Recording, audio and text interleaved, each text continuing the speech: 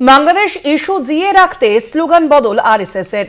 নতুন স্লোগান আর নয় পলায়ন, এবার পরাক্রম। ৭১-এ যা হয়েছে এবার আর তা হবে না, এমনটাই জানানো হয়েছে আরএসএস এর পক্ষ থেকে। বাংলাদেশ ইস্যু সচল রেখে বিজেপিকে সুবিধা দিতে অবস্থান আরএসএস এর।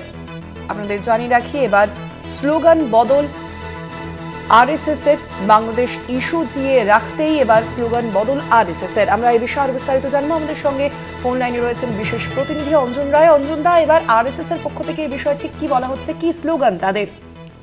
দেখো, তারা মূল স্লোগান দিয়েছে আর নয় পলায়ন, এবার পরাক্রম। পরাক্রম মানে হচ্ছে বিক্রম, দাপট বা প্রতাপ দেখানো। অর্থাৎ এলাকা ছেড়ে কেউ চলে আসবেন না, বরঞ্চ লড়াই করে এলাকাতেই টিকে থাকতে হবে বাংলাদেশ ও হিন্দুদের।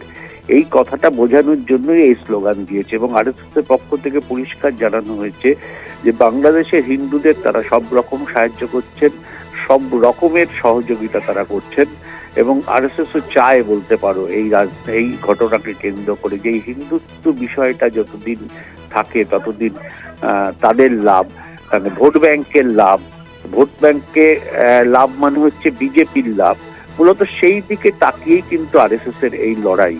কালকে তারা একটা রানী রাসমণিতে সভা করেছিলেন, যে সভায় তারা এই স্লোগানটা দিয়েই কার্যক্রম শুরু করেন, আর নয় পলায়ন, এবার পরাক্রম।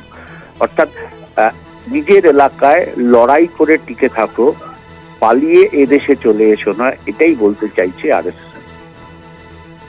ধন্যবাদ তোমায়। আমরা কথা বলছিলাম, ফোন লাইনে ছিলেন বিশেষ প্রতিনিধি অঞ্জন রায়।